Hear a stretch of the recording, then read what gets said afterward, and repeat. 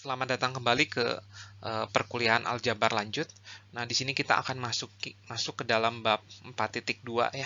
Di mana 4.2 ini judul subbabnya itu adalah basis ortogonal ya.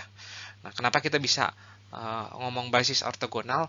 Karena ruang vektor yang kita punya itu adalah sudah ruang hasil kali dalam. Nah, karena kita sudah punya hasil kali dalam, maka kita bisa mendefinisikan apakah kedua vektor itu ortogonal atau enggak gitu ya. Makanya di sini di pendahuluannya di sini sudah tertulis bahwa V itu adalah ruang hasil kali dalam dan ini tuh adalah salah satu hasil kali dalam di V gitu ya. Nah, sekarang di sini saya punya sebuah basis ya. Jadi ini B ini adalah sudah sebuah basis. Jadi bebas linear dan membangun V-nya sudah tidak perlu dibuktikan lagi. Nah, sekarang kita ingin mendefinisikan basis ortogonal ya. Nah, itu jika ya, tidak susah ya, definisinya itu jika UI dengan UJ kalau di hasil kali dalam itu sama dengan 0 jika I sama J-nya itu berbeda ya. Nah, kalau mereka sama, apa yang terjadi? Ya, mereka nggak boleh 0 ya. Kalau mereka 0 kan berarti UI, sama dengan 0 kan berarti artinya UI-nya sama dengan 0 ya. Sementara kalau di vektor basis kan ke semua vektornya itu nggak boleh 0.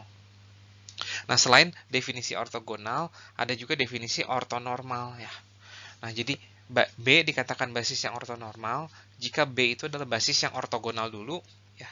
Ya, nah, jadi ortonormal itu harus ortogonal. Nah, namun ada syarat tambahan yaitu adalah panjang atau norm dari setiap vektor basis ini U1 sampai UN tuh 1 ya. Jadi nggak boleh panjangnya nggak boleh sembarangan tapi harus 1 gitu. Kalau kita mau sebut dia sebagai basis yang ortonormal. Nah, di sini saya ada satu contoh. Jadi misalkan ruang vektor yang kita bahas di sini itu adalah R3 dan di sini saya punya basis standar ya, mungkin harusnya saya nyebutnya jangan B tapi E ya, E3 ya, basis standar di R3. Nah, apakah E3 itu adalah basis yang ortogonal? Nah, ini lagi-lagi tergantung dari hasil kali dalamnya itu apa ya.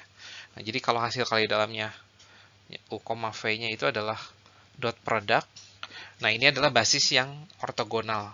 Dan lebih jauh lagi dia itu adalah basis yang ortonormal ya. Jadi di sini Anda bisa buktikan bahwa ini misalkan saya namakan U1, U2, U3.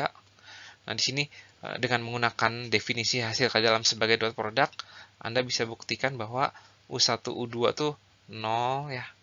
U1, U3 itu pasti 0 juga. U2, U3 juga pasti 0 dan U1, juga sama dengan 1 ya. 1 ya. Atau dengan kata lain ini kan sebenarnya norm dari U1 kuadrat ya. Nah, ini 1 ya. Nah, U2 sama U2 juga sama ya. Nah, dan semuanya ya, U3 sama U3 juga. 1. Nah, namun jika kita punya hasil kali dalam yang lain, nah basis E3 ini belum tentulah basis ortogonal ya. Jadi saya misalkan U1, U, V-nya itu adalah saya definisikan hasil kali dalam yang lain ya. Yang kita sudah pernah bahas sih sebenarnya. U1, V1, min 2 U1, V2, min 2 U2, V1, ditambah 5 U2, V2, ditambah U3, V3. Nah, dengan menggunakan hasil kali dalam ini, belum tentu E3 itu adalah basis yang ortogonal ya. Ya, kita coba saja. 100 dengan 010 ya. Apakah ini jawabannya 0 atau enggak dengan menggunakan definisi hasil kali dalam yang ini ya. Jadi U1 kali V1 0, U1 kali V2 nih min 2 ya. Ya, karena ini U2 V1 0 juga atau langsung 0 ya, 2 kali 0 itu 0. 5 U2 V2 0, U3 V3 0 juga. Ya, terlihat di sini bahwa U1 dikalikan U2 itu hasil kali dalamnya itu nggak 0 ya. Berarti U1 sama U2 itu bukanlah tidak saling ortogonal dia gitu ya. Nah, semoga cukup jelas ya. Nah, kita tinjau ruang hasil kali dalam yang lain yaitu adalah P2 yaitu atau kumpulan dari semua polinomial berderajat 2 ya. Nah, kita pengen tahu apakah ini basis ini nih ya adalah basis yang ortogonal atau enggak. Nah, apakah hasil kali dalamnya ya? Hasil kali dalamnya itu adalah ini ya. Integral dari 0 sampai 1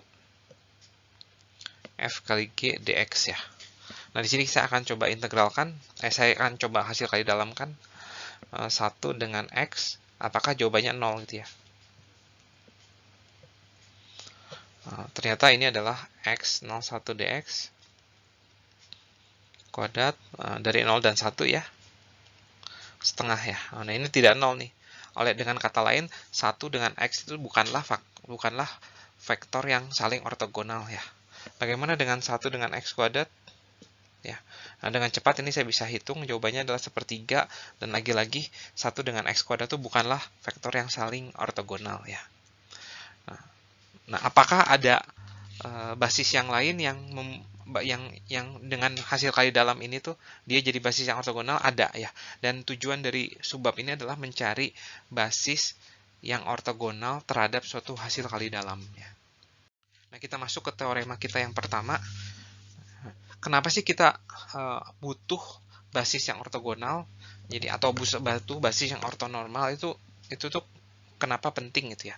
Karena salah satu alasannya itu karena kita tuh dapat dengan mudah mencari koordinat dari suatu V terhadap basis yang ortonormal atau ortogonal tersebut gitu ya. Nah, di sini saya punya sembarang vektor V ya. Nah, karena U1 sampai UN itu sudah basis, maka V itu dapat dijadikan kombinasi linear dari U1 sampai UN kan ya. Nih. Kombinasi linear dari U1 UN. Nah, tapi mencari A1, A2 sampai AN-nya seringkali susah. Nah, namun jika U1 sampai UN itu adalah basis yang ortonormal, mencari A1, A2 sampai AN-nya itu nggak susah. Yaitu adalah ini ya. Hasil kali dalam antara V dengan UI ya. Jadi A1 itu apa? Ya, hasil kali dalam dengan V dengan U1. A2 itu apa? Yaitu hasil kali dalam V dengan U2 gitu ya. Dan seterusnya ya. Nah, jadi jika kita punya basis ortonormal, dengan mudah kita bisa mencari koefisien-koefisien ini nih. Ya. Nah, sekarang kita akan buktikan ya. Nah, karena V adalah kombinasi linear dari U1 sampai UN, ya saya akan tulis ya. Jadi V adalah kombinasi linear dari U1 sampai UN ya. Nah, saya akan lakukan hasil kali dalam antara V dengan UI ya. Berarti ini adalah A1, U1, A2, U2, dan seterusnya. AN, UN dengan UI. Ya. Nah, ini pakai sifat hasil kali dalam ya. Jadi bisa kita, ini kan cuma ada satu hasil kali dalam, tapi karena ada penyumbelahan di sini, ini menjadi A1, U1, UI, A2, U2, UI, dan seterusnya ya, sampai AN, UN, UI. Ya. Nah, lagi-lagi pakai sifat hasil kali dalam, jadi A1-nya bisa keluar ya. 1, UI, A2, U2, UI, dan seterusnya ya, sampai AN, UN, UI. Nah, di sini UI dengan U1 sampai UN kan ini semua itu adalah basis yang sudah saling ortonormal. Artinya mereka sudah saling tegak lurus ya. Jadi mereka itu akan 0 jika mereka berbeda gitu ya. Jadi U1 sama UI itu karena I itu bukanlah 1, maka ini pasti sama dengan 0 nih. Ini pasti sama dengan 0 gitu. Nah, yang survive itu jika U-nya itu adalah U ke I ya.